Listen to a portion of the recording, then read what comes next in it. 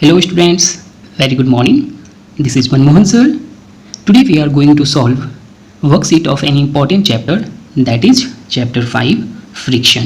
Okay students, this is our first class of chapter 5 friction and today we will cover A, B and C part of this chapter.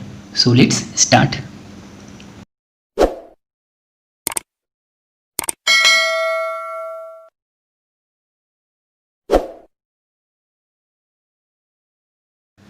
Dear students, the first part of our exercise is fill in the blanks and our first fill up is friction always dash any relative motion between the two surfaces that are in contact with each other. Okay, तो students यहाँ हमारा fill up होगा opposes. क्या होगा students?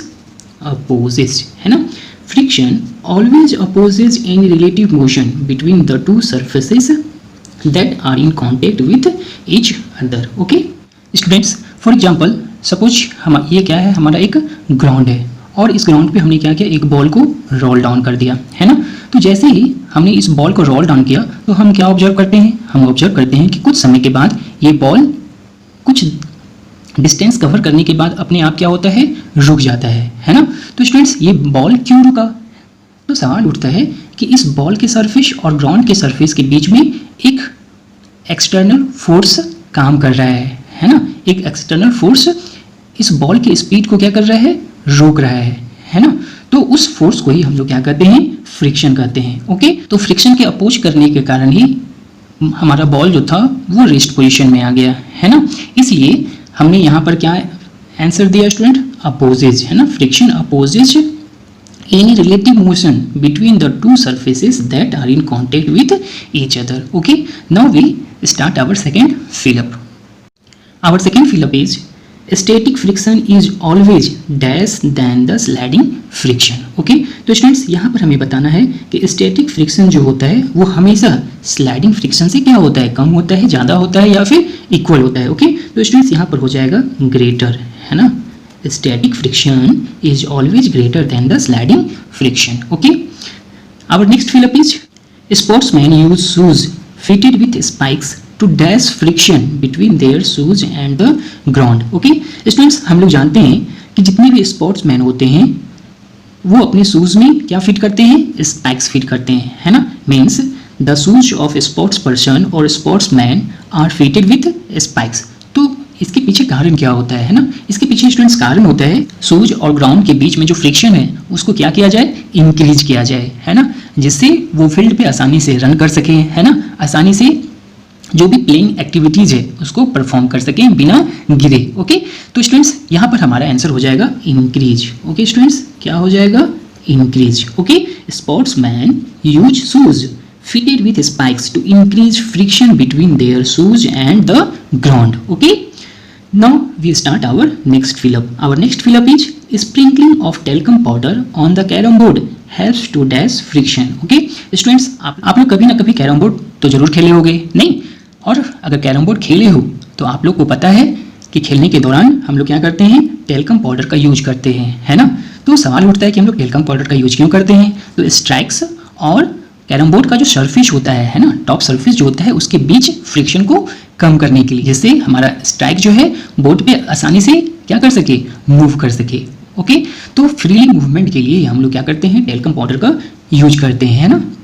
तो students यहाँ हमारा answer क्या हो जाएगा, डिक्रीज. ओके स्टूडेंट्स, क्या होगा, डिक्रीज है ना. फ्रिक्शन को डिक्रीज करने के लिए, फ्रिक्शन को कम करने के लिए हम लोग क्या करते हैं, टेलकम पाउडर को स्प्रिंकल करते हैं. कहाँ, on the carrom board. Okay, तो स्टूडेंट्स ये था हमारा fourth fill up. Okay, sprinkling of talcum powder on the carrom board helps to decrease friction. Okay, हमारा फिफ्थ फिलअप है frictional force on an object moving in a fluid depends on its dash. तो students यहाँ हमारा fill up होगा shape. Okay, क्या होगा, shape. Our last fill up is the shape of an aeroplane is dash to reduce the effect of friction due to air. Okay, तो students यहाँ पर हमें एरोप्लेन के शेप को मेंशन करना है. ओके, तो एरोप्लेन का शेप क्या होगा, स्ट्रीम लाइन. ओके स्टूडेंट्स, क्या होगा, स्ट्रीम लाइन.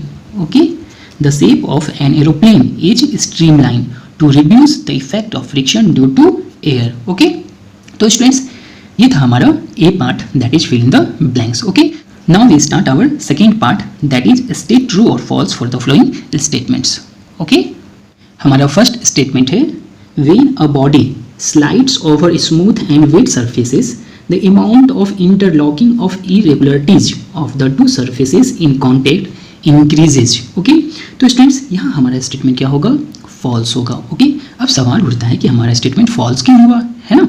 तो स्टूडेंट्स हम जानते हैं कि जब भी कोई सरफेस कैसा हो, स्मूथ और वेट हो, है ना, तो वहाँ पर amount of interlocking of irregularity जो होगा वो डिक्रीज होता है ना स्टूडेंट्स? क्या होता है? डिक्रीज होता है, इंक्रीज नहीं होता है ना? इसलिए हमारा स्टेटमेंट क्या हुआ? फॉल्स हुआ. ओके? हमारा नेक्स्ट स्टेटमेंट है, if a car moves eastward the force of friction acts southwards. No, again our statement is false, है ना स्टूडेंट्स? हमारा कार किधर मूव कर रहा है? ईस्टवर्ड की ओर. ओके? तो स्टूडेंट्स अगर ईस्ट की ओर हमारा कार मूव करेगा तो हम जानते हैं कि फ्रिक्शन जो होता है इसके अपोजिट डायरेक्शन में वर्क करता है. ठीक है? तो यहाँ पर जो करेक्ट स्टेटमेंट होना चाहिए वो वेस्टवर्ड होना चाहिए. किधर होना चाहिए? वेस्टवर्ड. लेकिन हमारे स्टेटमेंट में क्या मेंशन किया हुआ है? साउथवर्ड मेंशन किया हुआ है. इसलिए हमारा स्टेटमेंट क्या हुआ? फॉल्स हुआ, है ना? If A car moves eastwards the force of friction act southward, हमारा स्टेटमेंट क्या होगा?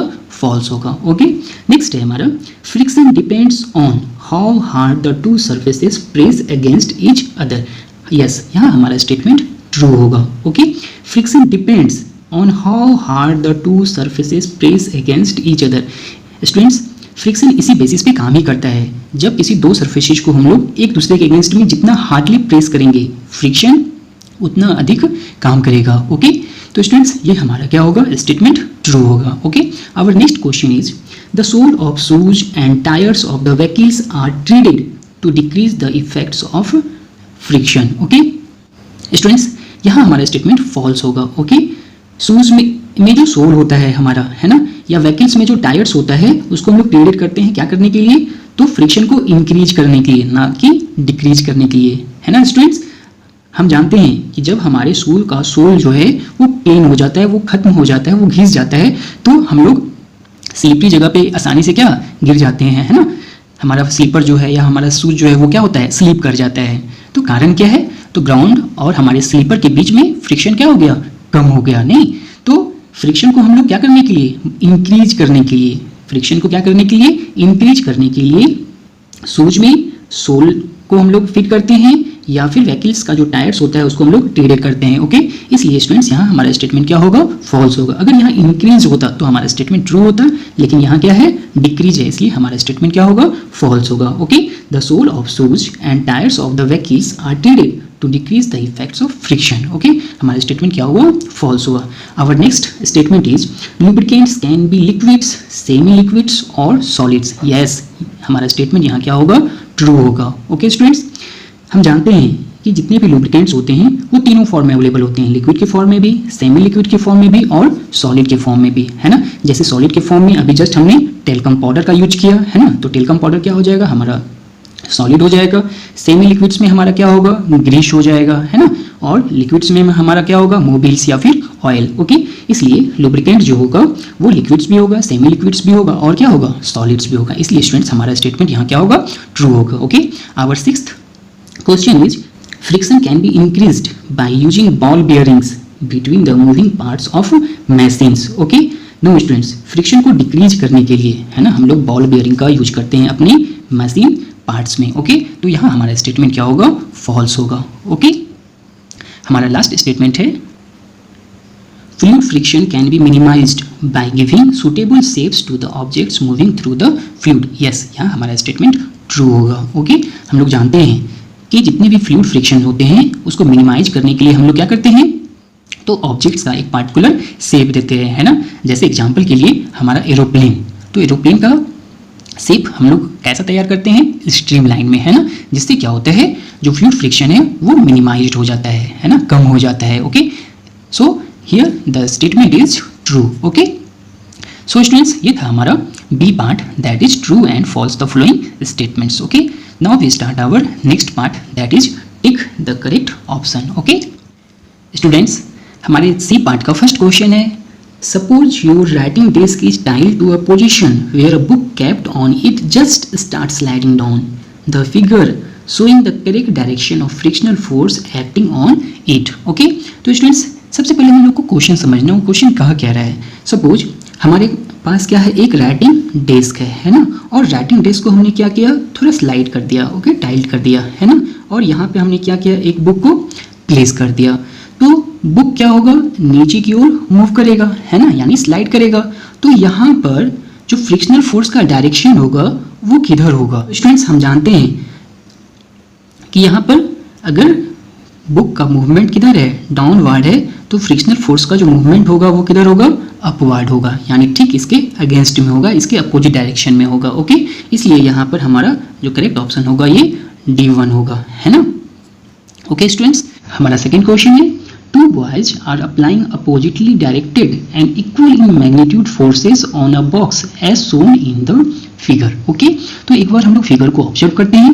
ये हमारा क्या है, गिवन फिगर है। ओके, और यहाँ पर क्या देख रहे हैं कि हमारे पास क्या है, एक बॉक्स है ना, क्या है, हमारे पास एक बॉक्स है। ओके, और here two boys are applying oppositely directed and equal in magnitude forces. Okay, so our question is, in such a case the force of friction that would exist between the lower end of the box and the ground would be called. Okay, तो students यह हमारा right option होगा static force. Okay, क्यों होगा static force, तो हम जान रहे हैं कि दोनों जो लड़का है ना, ये दोनों लड़का इक्वल अमाउंट में क्या कर रहा है और अपोजिट डायरेक्शन में फोर्स अप्लाई कर रहा है। तो डेफिनेटली यहाँ पर क्या होगा, बॉक्स में कोई मूवमेंट नहीं होगा। ठीक है, बॉक्स में मूवमेंट नहीं होगा मीन्स ये बॉक्स क्या होगा, रेस्ट पोजीशन में होगा। और हम जानते हैं कि जब बॉक्स हमारा रेस्ट पोजीशन में होगा तो यहाँ पर किसके कारण से रेस्ट पोजीशन में होगा, तो वो स्टैटिक फ्रिक्शन के कारण होगा। ओके, अगर इसमें मूवमेंट होता, अगर बॉक्स हल्का सा भी क्या होता, स्लाइड होता, तो यहाँ हमारा ऑप्शन हो जाता स्लाइडिंग फ्रिक्शन। ओके, लेकिन क्योंकि बॉक्स में कोई मूवमेंट नहीं हो रहा है इसलिए हमारा करेक्ट ऑप्शन होगा static friction. Okay students, our third question is, 4 students were asked to arrange the forces due to rolling, static and sliding friction in an increasing order. Their arrangements are listed below. Okay students, 4 students को rolling, static और sliding friction को increasing order में क्या कहा गया, arrange करने के लिए कहा गया। तो इसमें से करेक्ट ऑप्शन क्या होगा। ठीक है, तो स्टूडेंट्स यहाँ पर करेक्ट स्टेटमेंट होगा हमारा rolling, sliding and static. Okay students, हम लोग जानते हैं कि हमारा जो रोलिंग फ्रिक्शन होता है वो सबसे लिस्ट होता है ना, और उससे अधिक क्या होता है, स्लाइडिंग होता है, और मैक्सिमम किस में होता है, स्टैटिक में होता है। देयरफॉर अगर हम लोग इस तीनों फ्रिक्शन को ओके इंक्रीजिंग ऑर्डर में अरेंज करेंगे तो हमारा करेक्ट ऑप्शन क्या होगा, rolling, sliding and static. Okay, तो स्टूडेंट्स ये था हमारा question number 3। Now we start our question number 4। ओके students, our fourth question is, the energy used up in overcoming friction gets converted mainly into sound energy, light energy, heat energy और chemical energy. Okay, तो students यहाँ हमारा correct option होगा heat energy. Okay, our next question is, Rahul rolls a ball on a wooden surface. The ball covers a certain distance before coming to rest. To make the same ball cover a longer distance before coming to rest, Rahul should spread a newspaper on the wooden surface, spread a towel on the wooden surface, sprinkle talcum powder on the wooden surface, spread a jute bag on the wooden surface. Okay, तो students यहाँ हमारा correct option होगा sprinkle talcum powder on the wooden surface. Okay students, हम जान रहे हैं कि talcum powder को जैसे ही हम लोग क्या करेंगे, स्प्रेड करेंगे, स्प्रिंकल करेंगे, है ना, तो वहाँ पर फोर्स ऑफ फ्रिक्शन जो होगा वो डिक्रीज हो जाएगा, और जब हमारा फोर्स ऑफ फ्रिक्शन डिक्रीज होगा तो ऑटोमेटिकली वहाँ पर सेम बॉल जो है लॉन्गर डिस्टेंस कवर करेगा, है ना। तो स्टूडेंट्स हमारे 5 का करेक्ट ऑप्शन क्या हो जाएगा, sprinkle talcum powder on the wooden surface. Okay, हमारे सी पार्ट का और हमारे आज के क्लास का लास्ट क्वेश्चन है, a block is sliding on the horizontal surface, the force of friction between the two can be increased by decreasing the area of contact of the block with the surface, applying a layer of some lubricants on the surface, by polishing the surface, or by putting a second identical block on top of the given block. Okay, तो students यहाँ हमारा correct option होगा by putting a second identical block on top of the given block. Okay, so students ये था हमारा A, B and C part of chapter 5 friction. Okay, इसके next part को हम लोग नेक्स्ट क्लास में शेयर करेंगे। तब तक के लिए थैंक यू, बाय बाय।